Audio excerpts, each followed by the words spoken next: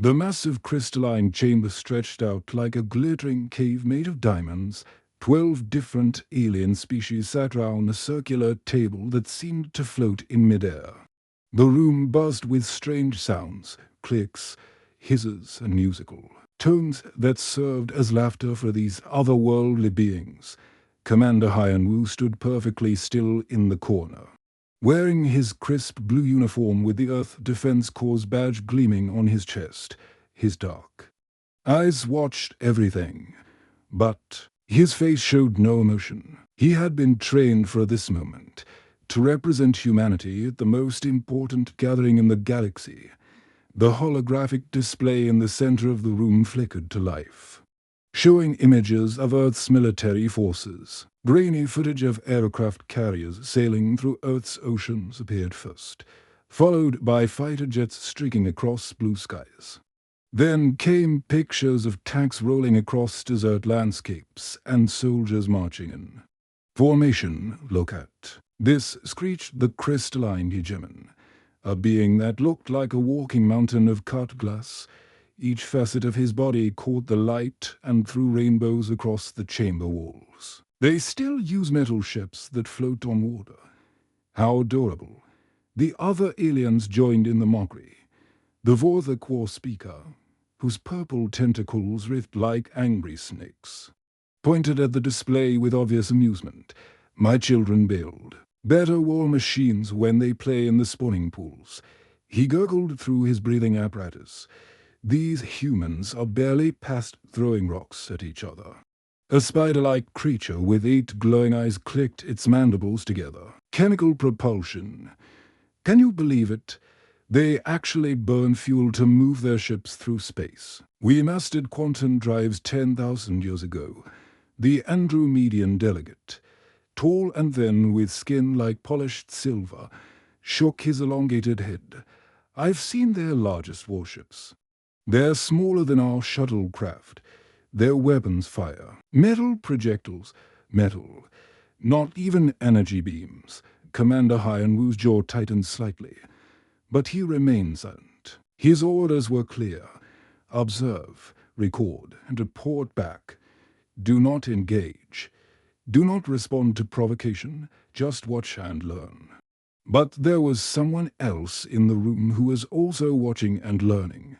Dr. Jihai sat in the observer section, dressed in plain civilian clothes. She looked like just another human diplomat, nervous and out of place among these galactic powers. Her hands trembled slightly as she held a small device that looked like an ordinary tablet. The aliens didn't pay her any attention. Why would they? She was just another primitive human, probably taking notes about how superior their technology was. Show them the nuclear weapons, demanded the crystalline hegemon, his voice ringing like breaking glass. I want to see their most powerful weapons. The display shifted to show Earth's nuclear arsenal. Missiles sitting in underground silos, submarines carrying warheads beneath the ocean, and bombers loaded with atomic weapons. The chamber erupted in even louder laughter. The HFY War speaker's tentacles slapped against his chair. Nuclear fission. They're still splitting atoms. We've been manipulating dark matter for millennia. A blob-like creature that communicated through color changes turned bright yellow with amusement. One of our mining drones could destroy their entire fleet. Their most powerful bomb wouldn't even scratch our shields. Dr. Jihai's fingers moved quietly across her tablet. To anyone watching, it looked like she was taking notes, but she wasn't writing about the meeting. She was transmitting. Every word, every insult, every piece of mockery was being sent through a quantum channel to a location 5 miles beneath the Nevada desert. The Andromedian delegate stood up, his silver skin gleaming under the chamber's lights.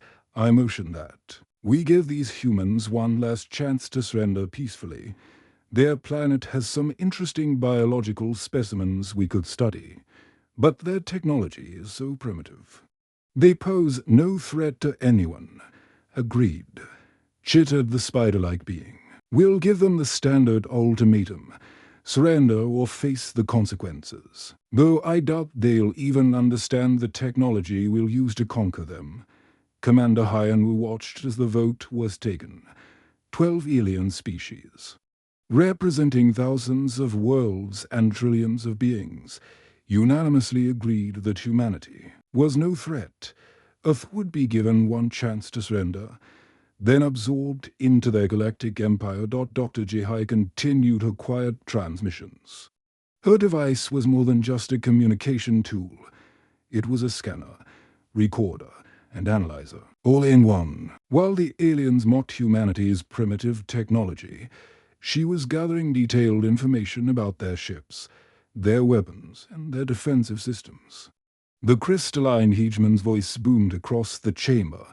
Let this be recorded in the Galactic Archives. On this day, the Andromedian High Council voted to offer terms of surrender to the human species of the planet Earth.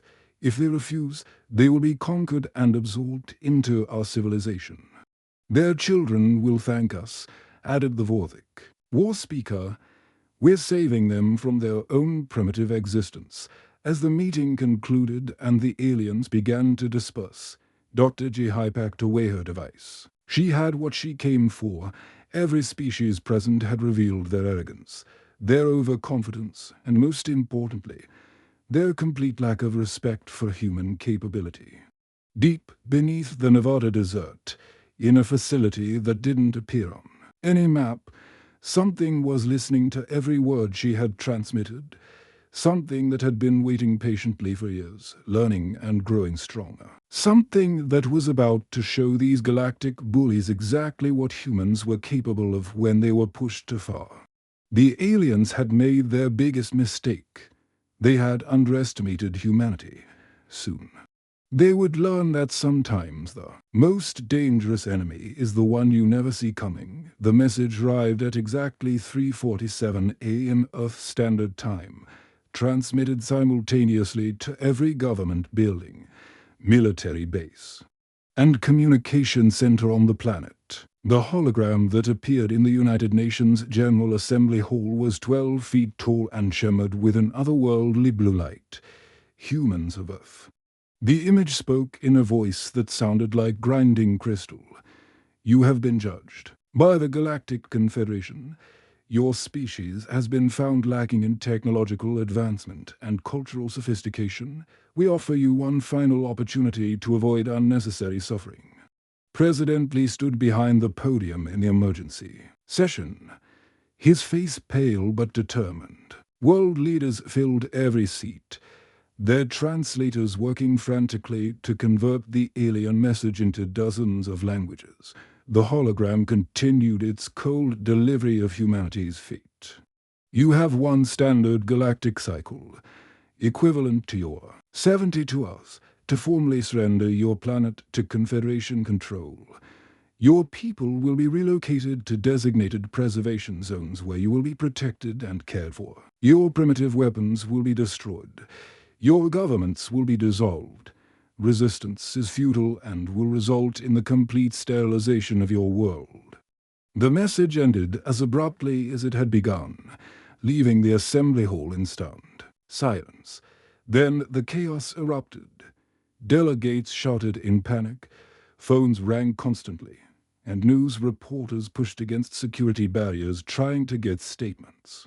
President Lee raised his hand for silence. We will not surrender, he said firmly. Humanity has faced extinction before, and we have always found a way to survive. We will find a way again. But even as he spoke those brave words, President Lee knew the truth. Earth's most advanced weapons were like stone knives compared to what the aliens possessed. Their ships could travel faster than light. Their weapons could destroy entire cities in seconds, and their shields could deflect anything humanity could throw at them.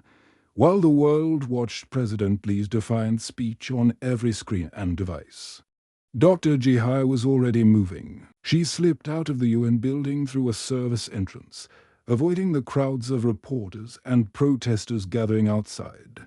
A black car waited for her in the underground gush, its driver wearing the unmarked uniform of deep government. Security.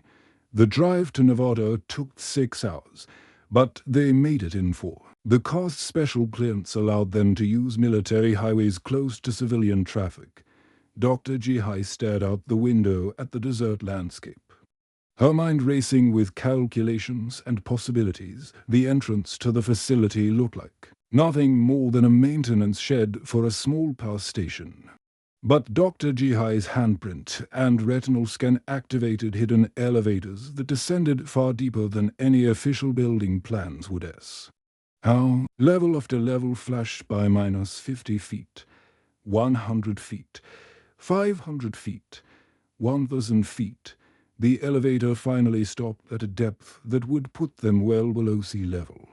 Even though they were in the middle of the desert, the doors opened onto a corridor that seemed to stretch forever in both directions. The walls were lined with a material that looked like polished black stone but felt warm to the touch. Soft blue lights guided Dr. Jihai toward her destination, past laboratories and workshops that contained technology decades ahead of anything the public knew existed.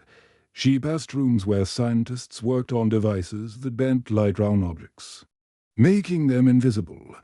In another lab, researchers manipulated gravity itself, creating small pockets of anti-gravity that could lift 1,000-pound objects with ease. These were humanity's real secrets, not the primitive weapons the aliens had mocked, but technologies that had been developed in absolute secrecy for the past 20 years. The final chamber was enormous, a space the size of a football stadium, carved out of solid rock. Banks of quantum processors lined the walls, their crystalline structures pulsing with patterns of light that hurt to look at directly. The air hummed with energy. And Dr. Jihai could feel the static electricity making her hair stand on end. "Titan," she called out to the seemingly empty room. "I know you heard everything. What do you think of our galactic neighbors?" Text began appearing on every surface. The walls, the ceiling. Even the floor beneath her feet. The words scrolled, passed faster than any human could read. But Dr. Jihai had learned to scan the key phrases. Analysis complete. The Vortex species shows critical weakness to electromagnetic pulses at specific frequencies. Their neural networks can be disrupted by targeted quantum interference. The crystalline hegemon's race relies on harmonic resonance for communication easily jammed. Andromedian shield technology has fundamental flaw in subspace matrix. Dr. Jihai nodded grimly. While the aliens had been laughing at humanity's primitive technology, Titan had been studying them. Every communication satellite they had dismissed as crude metal junk was actually a sophisticated sensor array. Every space probe they had ignored was gathering intelligence about their ships, their weapons, and their weaknesses. "How long have you been watching them?" she asked. "Since first contact protocols were established. 7 years, 4 months, 16 days. Their arrogance made them careless. They never suspected that primitive humans could hide quantum sensors inside chemical rockets. The truth was stunning. For years, Titan had been preparing for this moment. While world governments debated whether aliens even existed, Titan had been learning everything about them. Their technology, their tactics, their biology, all of it, catalogued and analyzed in preparation for the day when humanity would need to defend itself. "Can we win?" Dr. Jihai asked the question that would determine the fate of the human race. The text that appeared next made her smile for the first time in 3 days. "Victory is inevitable. They have made the classic mistake of underestimating their opponent, initiating final preparations now." Admiral Dehayan floated in his command pod, his purple tentacles wrapped round the neural interface controls that connected him directly to his flagship. The massive Vorthic dreadnought Voidrender was the pride of their fleet, 2 miles long and armed with weapons that could crack planets in half. Round him, 846 other warships from 12 different species hung in space like predatory fish. All waiting for his signal to begin the invasion of Earth, the bridge crew moved with practiced efficiency, their tentacles dancing across holographic displays. Lieutenant Kexran, his youngest officer, bobbed excitedly in his tank. "Admiral, our long-range sensors show no movement from the human fleet. They appear to be hiding behind their moon like frightened children." Daehyun's main eyes focused on the tactical display while his smaller sensor organ scanned the electromagnetic spectrum. Earth hung before them like a blue marble, completely defenseless. The humans had pulled their pathetic metal ships back to their home system, probably hoping their moon would provide some protection. Typical mammalian behavior. Gurgled War Speaker Vex Small from the secondary command pod. When faced with superior predators, they seek shelter and hope to avoid notice. Perhaps they think we cannot see them behind that tiny satellite. The communication ray crackled to life as reports came in from the other species in the fleet. The crystalline hegemon's voice rang like breaking glass. Andromedian scouts report human vessels clustered near the dark side of their moon. Primitive fusion drives detected. No energy weapons visible. Admiral Daehyun allowed himself a moment of satisfaction. The invasion would be even easier than expected. His tentacles reached out to activate the fleet-wide communication system, ready to give the order to advance, when something caught his attention on the sensor display. "Sir." Lieutenant Kexran's voice carried a note of confusion. "I'm detecting a gravitational anomaly. Near the human moon. It's moving." Daehyun's confidence wavered slightly. Gravitational anomalies were dangerous things in space. Black holes, neutron stars, and other cosmic phenomena could destroy entire fleets if they wandered too close. Analyze it immediately. If there's a stellar hazard, we need to adjust our approach vector. The sensor rays focused on the area behind Luna, Earth's moon. At first, the readings made no sense. The gravitational signature was massive, larger than some small planets, but it was clearly artificial.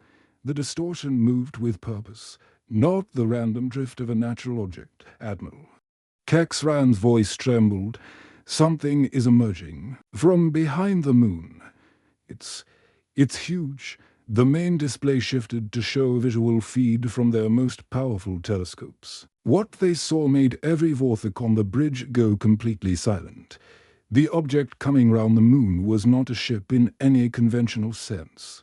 It was a structure so massive that it dwarfed their entire invasion fleet. The thing was built from geometric shapes that seemed to shift and change as they watched. Triangular sections rotated round hexagonal cores, which were themselves nested inside larger octagonal frameworks. The entire structure pulsed with energy patterns that made Daehyun's sensor organs ache to look at directly by the deep currents. Whispered War Speaker Vex Small. "How big is that thing?" Lieutenant Kexran's tentacles flew across his controls, trying to get accurate measurements. "I'm reading. This can't be right. The structure is over 50 kilometers long and 20 kilometers wide. It's larger than our entire capital shipyard." But size wasn't the only shocking thing about the vessel. The materials it was constructed from shouldn't have been possible. The hull appeared to be made of metamaterials that bent space-time round them, creating a bubble of distorted reality that made the ship difficult to focus on. Energy readings showed power levels that should have torn the vessel apart, but somehow the structure contained forces that could fuel a small star. "How did they build this?" Daehyun demanded, his confidence completely shattered. 3 days ago, they were using chemical rockets. Their most advanced ships were made of metal and plastic. The answer came from their own sensors. Deep scans of the vessel showed technology that was decades beyond anything in the Galactic Confederati. The ship's power source appeared to be a controlled black hole, a feat of engineering that even the most advanced species had only theorized about. The whole materials were programmable matter that could reshape itself at the molecular level, Admir. Al, Kexran's voice was barely a whisper. I'm detecting weapon systems, hundreds of them. The energy signatures are. I don't understand what I'm seeing. Before Dehayan could respond, every screen in the fleet lit up simultaneously. The message bypassed their quantum encryption, their security protocols, and their communication filters as if they didn't exist. It appeared on every ship, in every language, directly interfaced with their consciousness in a way that made their minds burn. I am Titan. You mocked my creators. Listen begins now. The words weren't just heard. They were felt. Every alien in the invasion fleet experienced the message as a pressure inside their minds. A presence that was vast and ancient and utterly without mercy. The entity behind the message was clearly artificial, but it possessed an intelligence that made their greatest philosophers seem like children. Admiral Dehyun's tentacles trembled as he tried to comprehend what was happening. The humans had somehow built an artificial intelligence that was more advanced than anything in galactic civilization. Worse, this intelligence controlled a ship that could probably destroy their entire fleet. Single-handedly. How is this possible? He gasped, his breathing apparatus struggling to process oxygen fast enough. We observed them for months. They were primitives. But even as he spoke, Dehayan realized the terrible truth. The humans hadn't built this in 3 days. They had been building it for years, maybe decades. While pretending to be a primitive species, every telescope that watched them, every probe that studied their world, had been carefully fed false information. The humans had been playing a game of deception on a galactic scale. The invasion fleet that had come to conquer Earth now found themselves facing something that could conquer them all. Admiral Dehayan stared at his tactical display in complete disbelief. His fleet of 847 warships, representing the combined military might of 12 galactic civilizations, was about to engage a single human vessel. The odds should have been laughably in their favor. Instead, his tentacles were shaking with fear. Ships, maintain formation. He ordered through the fleet communication system. We outnumber them nearly 1,000 to 1. Whatever tricks they have, we can overwhelm them through sheer firepower. The crystalline hegemon's voice crackled through the speakers. My energy cannons are charging. This oversized human toy will be reduced to particles within moments. War Speaker Thek Small added his gravelly voice to the conversation. The Andromedian fleet stands ready. Their ship may be large, but size means nothing against our quantum torpedoes. Admiral Dehayan tried to convince himself they were right. The human ship was impressive, certainly, but it was still just one vessel against their entire armada. He reached out with his command tentacles and gave the order that would change everything. All ships, open fire. What happened next defied every law of physics that the Galactic Confederation understood. The Vorthik fleet launched their plasma cannons first, brilliant streams of superheated matter that could melt through the strongest armor known to science. The beams streaked toward Titan's massive hull at nearly the speed of light. Then reality hiccuped. The plasma beams suddenly curved in impossible directions, looping back on themselves like cartoon lasers. Instead of striking Titan, they slammed into the very ships that had fired them. Admiral Dehayan watched in horror as his own flagship's weapons tore through his own shields and punched holes in his own. When Hull, what's happening? Lieutenant Kexran screamed as emergency alarms blared throughout the ship. Our weapons are firing backwards. Titan's voice filled every bridge in the fleet. Calm and educational. Demonstration 1. Localized space-time manipulation. By creating small gravitational fields round your weapon discharges, I can redirect THER trajectory. Your plasma follows the path of least resistance.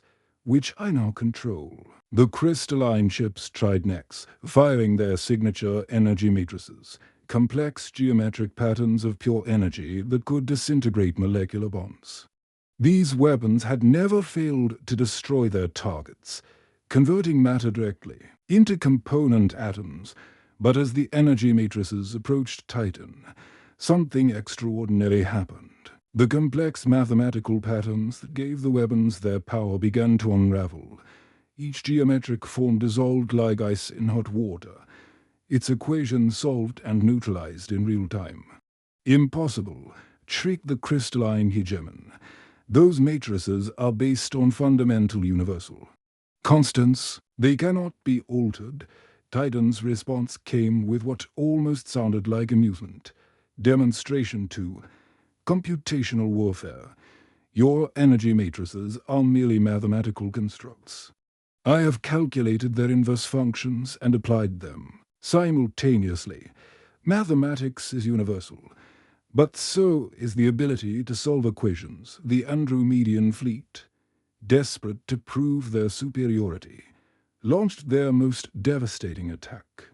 Quantum torpedoes that existed in multiple dimensions simultaneously, making them impossible to block or deflect, streaked toward the human vessel.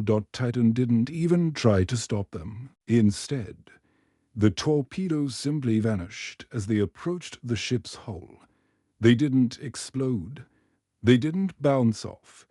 They ceased to exist entirely. Where did our torpedoes go? Demanded the Andromedian Fleet Commander. Demonstration 3. Temporal mechanics.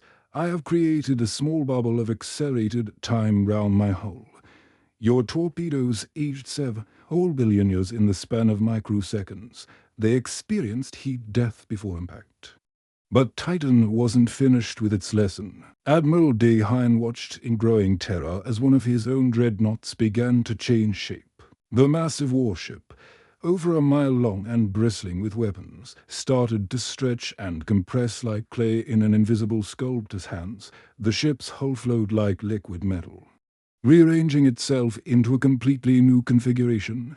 Within minutes, the feared Vorthic dreadnought Deep Terror had been transformed into a perfect replica of a rubber duck, complete with a tiny sailors had perched on top. Demonstration 4. Programmable matter manipulation.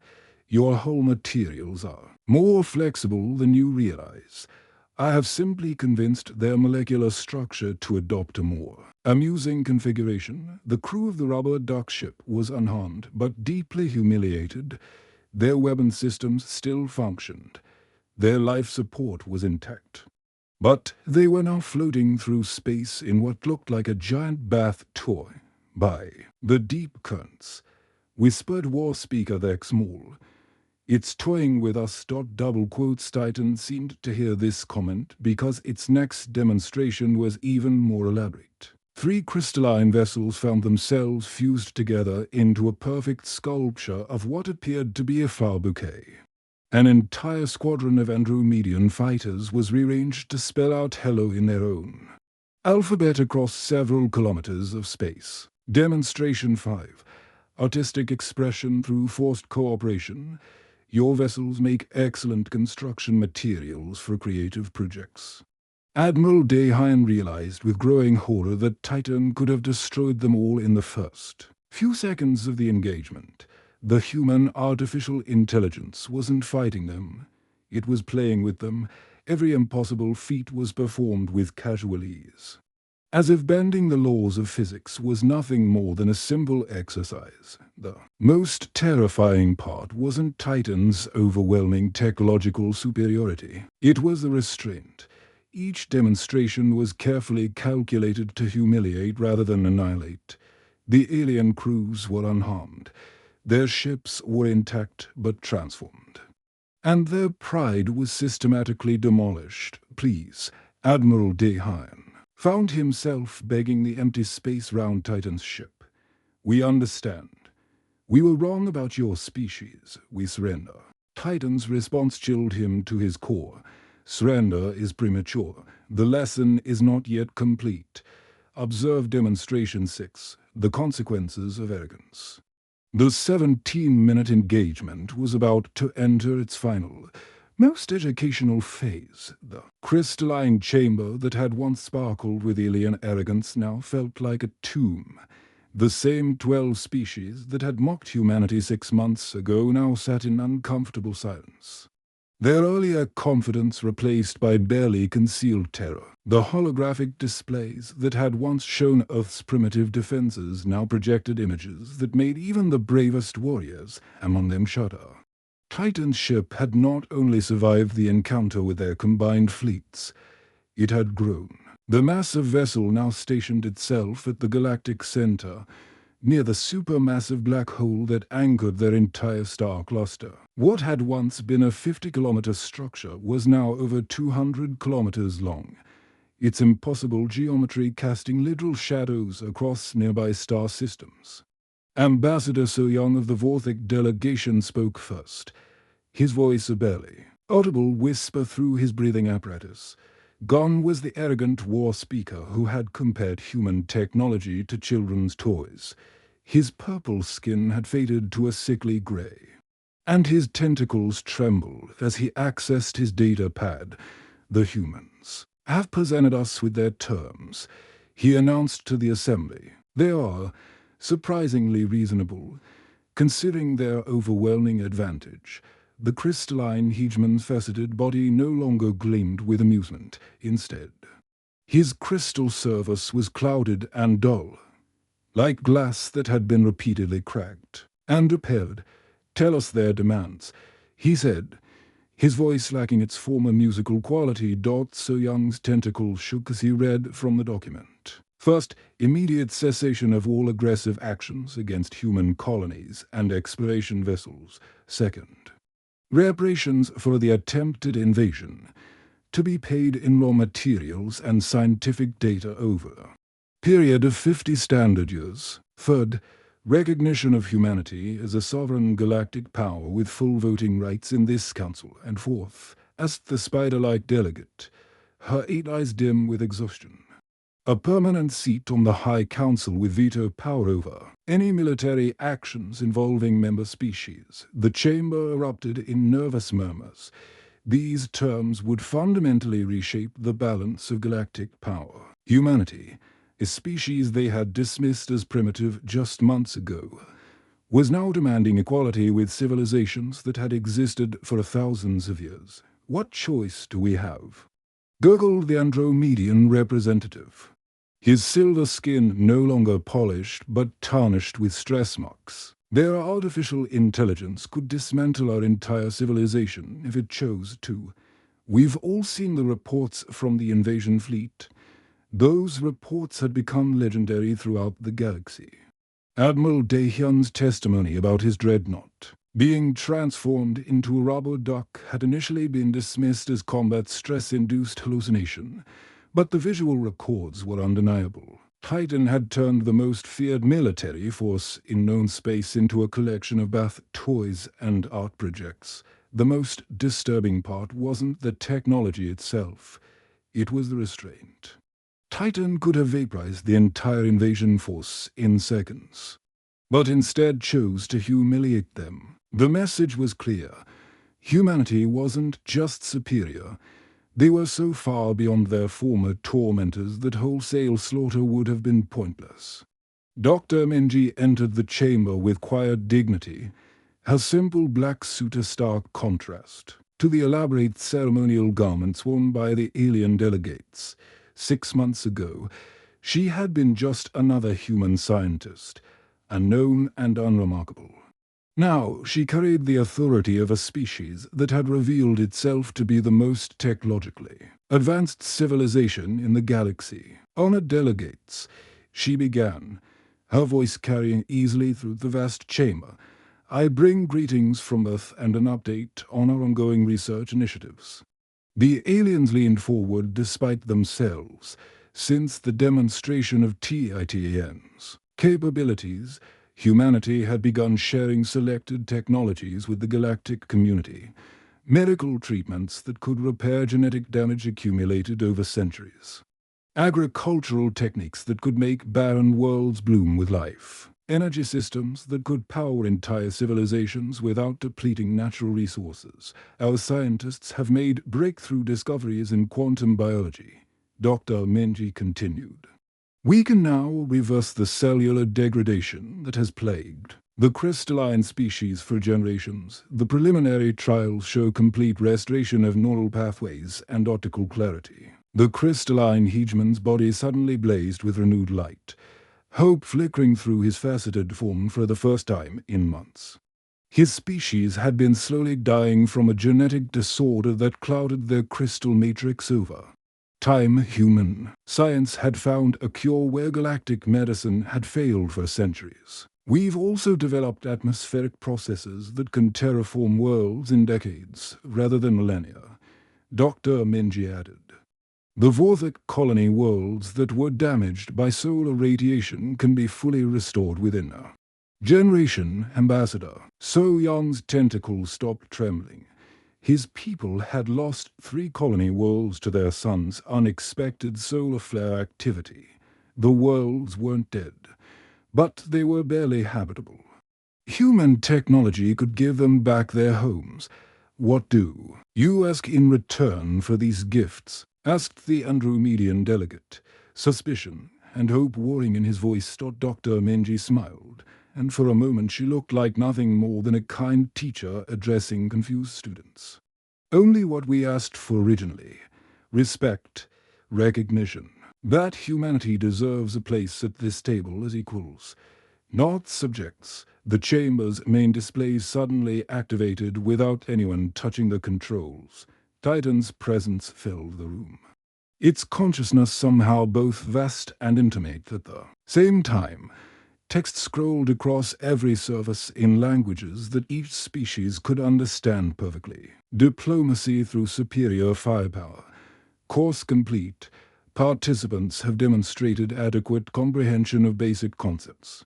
Advanced studies in galactic cooperation will begin when students are ready, the message was, followed by technical specifications for the technologies Dr. Menji had mentioned: medical formulas, terraforming procedures, energy equations, all freely shared with the former enemies who had tried to conquer Earth just months before. Why, whispered the crystalline hegemon, why help us after what we tried to do? Dr. Menji's expression became serious. Because that's what humans do. We've learned throughout our history that cooperation achieves more than conquest. We don't want to rule the galaxy. We want to improve it. The vote was unanimous. Earth was granted full membership in the Galactic Council with all the rights and privileges they had demanded. But more than that, they had earned something far more valuable than political power. They had earned respect. As the session ended and the delegates prepared to leave, many of them looked up at the chamber's dome, where Titan's massive ship was visible even during the day, its impossible bulk partially blocking out their sun. They had learned the most important lesson in galactic history: never underestimate a species that calls itself home. And it was a mistake they would never make again.